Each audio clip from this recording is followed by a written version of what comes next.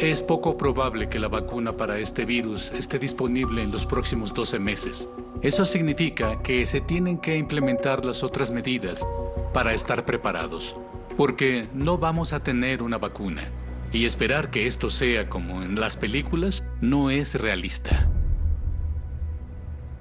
Con la vacuna en proceso, pero al menos a un año de distancia, el enfoque se mueve hacia los sistemas de salud y su capacidad para aquellos que se enfermen seriamente.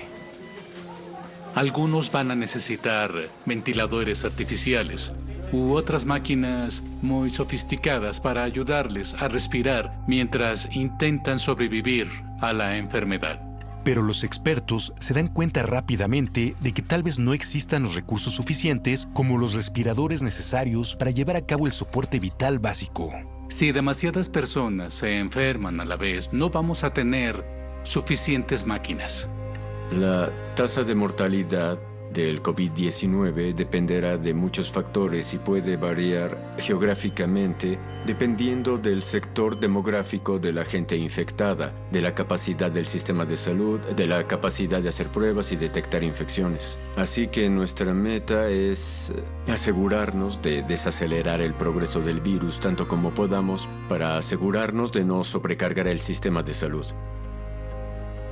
Y semanas después, eso es exactamente lo que sucede en Europa, ya que Italia se encuentra al borde de una crisis. Ayer, un hombre italiano fue transferido a nuestro instituto por el ejército, tras haber salido positivo del nuevo coronavirus. Creo que este es un recordatorio importante de que vivimos en un mundo interconectado, en el que un virus que emerge en cualquier parte del mundo puede ser una amenaza para el mundo entero. Mientras que el COVID-19 se propaga por todo el mundo, el brote viral que antes parecía distante amenaza cada vez más a los Estados Unidos. En Estados Unidos, para finales de febrero, los casos de COVID-19 comienzan a aumentar en el estado de Washington, Texas y Florida. Y llegan noticias de Europa y del Medio Oriente mostrando que el COVID-19 es una crisis seria. En el norte de Italia, nuevos casos del virus mortal se duplican día con día. Para el 8 de marzo, se registran 7.375 infecciones y 366 muertes. Y el miedo a tener hospitales rebasados se vuelve realidad. Aparecen reportes de doctores teniendo que decidir quién vive o muere, porque no hay suficientes respiradores. Se dan cuenta de la necesidad de tomar medidas drásticas para evitar una mayor propagación. El norte de Italia se aísla. El norte de Italia se cerró. La zona está en cuarentena total. Este es el máximo distanciamiento social, cerrar la ciudad y aconsejar quedarse en casa. A la crisis italiana le siguen pronto noticias de Irán, donde también están inundados con casos y una tasa de mortalidad fuera de control. Expertos estadounidenses continúan estudiando pandemias anteriores, buscando claves para su contención. Para que sea una pandemia, debe mostrar propagación mundial y debe ser algo que cause enfermedad. Es el brote de una enfermedad que se propagó lo suficiente por el mundo, poniendo en peligro a la gente. La última pandemia que golpeó a Estados Unidos fue en 2009. El brote de gripe porcina empezó en marzo en México y llegó a Estados Unidos en un mes. Infectó a 60 millones de ciudadanos estadounidenses, puso a 250.000 de personas en el hospital y mató a más de 12,000 en un periodo de 12 meses. Cuando tuvimos el brote del 2009, ese virus era muy contagioso y se propagó por todo el mundo muy rápido, pero no causó enfermedad severa en muchas personas. Y de cierto modo, el COVID-19 combina la transmisibilidad de esa gripe con la severidad del SARS.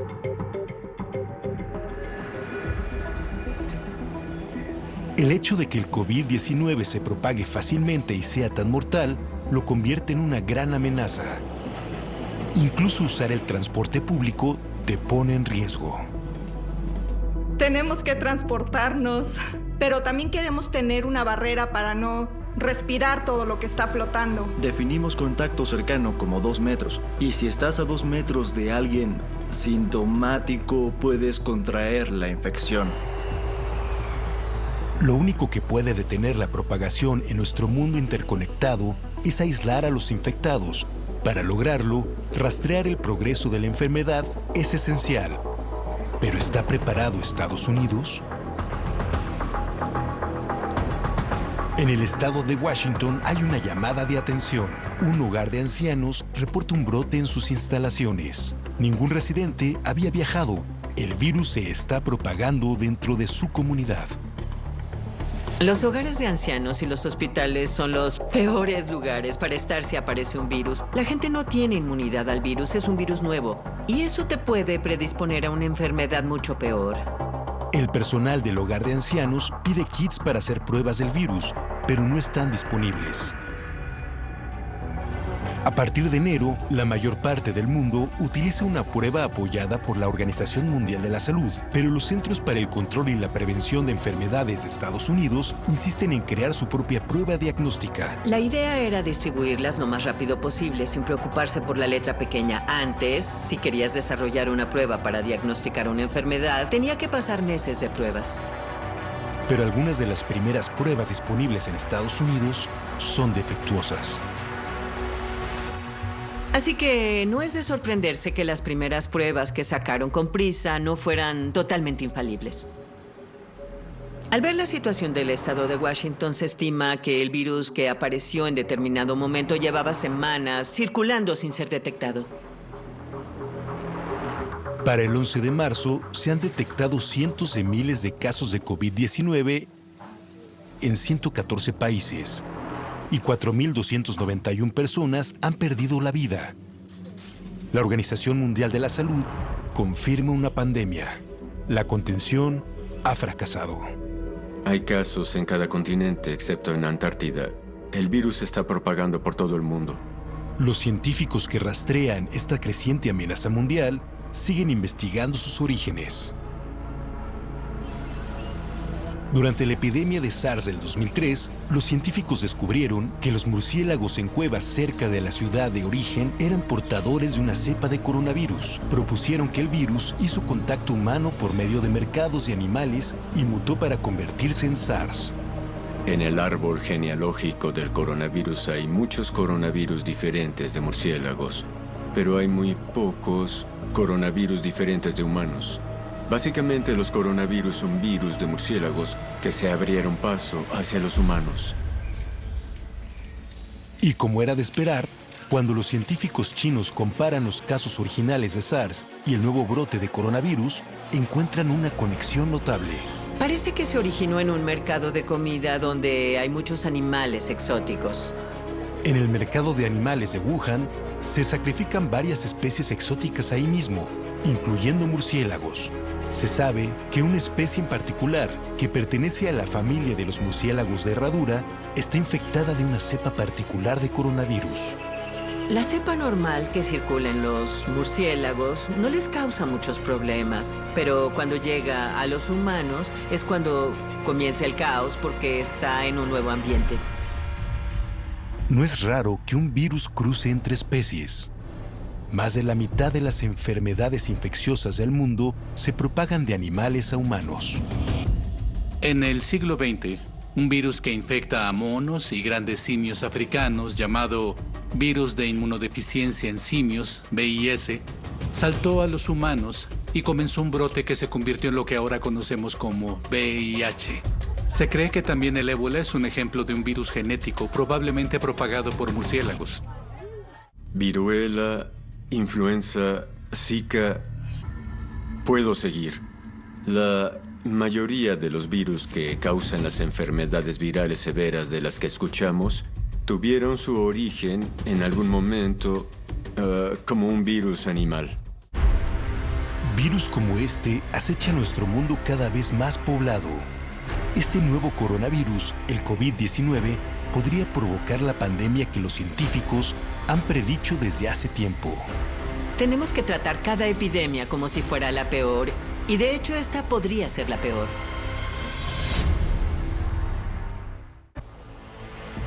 A principios de marzo, es evidente que los esfuerzos internacionales para detener la propagación del mortal virus COVID-19 han fallado.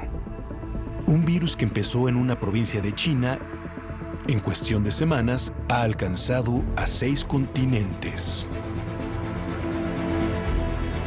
Identificar casos con pruebas diagnósticas es esencial para manejar y finalmente detener el brote. Pero la estrategia de pruebas de Estados Unidos se queda atrás de la de otros países como Corea del Sur y Singapur. La prueba diagnóstica es el arma principal de nuestro arsenal para detener la propagación. Tenemos que identificar quién ha estado expuesto, rastrear a todos sus contactos y todos tienen que ser analizados rápidamente. En Estados Unidos, una severa falta de pruebas al principio implica la pérdida de semanas importantes. Cuando el CDC finalmente aprueba un kit de análisis confiable, la Casa Blanca intenta tranquilizar al país. Quien necesite una prueba ahora o ayer, la tiene. Ahí están. Tendrán la prueba. Pero con la alta demanda, hay escasez de pruebas en todo el país. A inicios de marzo, Estados Unidos tenía la menor tasa de análisis de coronavirus per cápita de todos los países desarrollados. Fue un gran fracaso. La situación en Estados Unidos fue imperdonable y altamente contraproducente y extremadamente peligrosa. Como hay tan pocas pruebas, el criterio para recibir una es severo. Cuando no puedes diagnosticar y no sabes quién se va a enfermar, son malas noticias. La incertidumbre sobre la propagación de la enfermedad ocasiona pánico. Conforme avanza el COVID-19, fábricas y negocios alrededor del mundo sienten los efectos. Los trabajadores se enferman, los gobiernos ordenan el cierre de restaurantes y tiendas, y las economías del mundo enfrentan consecuencias brutales. Nunca habíamos visto algo así en tiempos modernos. El COVID-19 es una prueba de resistencia para la economía mundial de muchas maneras. La mayoría de los sistemas están hechos para un rango razonable de escenarios. El COVID-19 no necesariamente está en ese rango. Los mercados internacionales de acciones reaccionan rápido. El 12 de marzo, el Dow Jones sufre su más grande caída desde el lunes negro de 1987. Esto podría ocasionar una emergencia de salud pública donde, sin importar los casos que tengamos, veremos efectos en la economía y en la sociedad que serán mucho más grandes que el impacto del virus mismo. Las cadenas de suministro de China comienzan a cerrar. Pronto el sector de viajes siente el estrés cuando el público en pánico cancela viajes de vacaciones y de negocios. Aerolíneas anunciaron cancelaciones de rutas y la industria se vio forzada a pedir $50,000 millones en ayuda financiera al gobierno estadounidense. El sector de viaje y turismo abarca el 10% de la economía mundial y no solo es el 10%. Por cada $1 gastado en viajes o turismo, se generan otros 72 centavos de actividad económica. Así que tiene grandes efectos indirectos. Repentinamente, los efectos del coronavirus se sienten al nivel más local. En un periodo de 48 horas, se cierran las universidades. Festivales y conferencias quedan canceladas. Los negocios pasan a trabajar desde casa. Y cuando los expertos advierten sobre evitar multitudes, compradores y comensales se quedan en casa. Veremos más quiebras de negocios, un rápido aumento en desempleo y eso puede llevar a una recesión mundial seria. En un intento por frenar el deterioro económico, la administración de Trump anuncia planes para establecer fondos de ayuda para cada hogar. Pero las preocupaciones sobre la cadena de suministros significan que tal vez el dinero no podrá asegurar las medicinas y los abastecimientos necesarios para sobrevivir esta pandemia. Lo que pasa con esta infección viral es que los pulmones se dañan y eres susceptible a bacterias y a lo que llamamos infección secundaria o superinfección, que se pueden tratar con antibióticos, pero si no los puedes conseguir por la cadena de suministros interrumpida, probablemente el paciente morirá. Las firmas farmacéuticas de Estados Unidos no tienen más de 3 o 4 meses de suministros en cuanto a existencias. Ya estamos viendo esta potencial escasez de acuerdo a la FDA. Una tienda ya tiene un problema de escasez de suministros. Una nueva era de incertidumbre y pánico desciende sobre el mundo. Sin idea de cuándo terminará todo esto y cómo será la vida cuando todo pase. La pregunta es, ¿pausarán los préstamos los bancos? ¿Pausará la renta tu arrendador? Básicamente tenemos que sobrevivir nuestras vidas en casa, sin propagar la infección. Y cuando alguien reactive la economía, todo volverá a ser exactamente como era antes. Pero nadie sabe aún lo que nos espera con esta pandemia.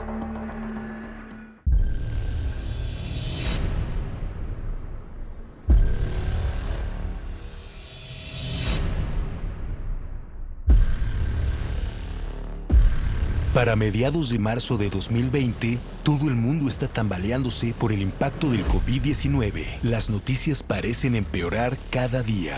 Creo que sería un error pensar que lo que suceda en nuestro país y en el resto del mundo se acabará en un par de semanas. ¿Es demasiado tarde para evitar que el virus siga su curso natural?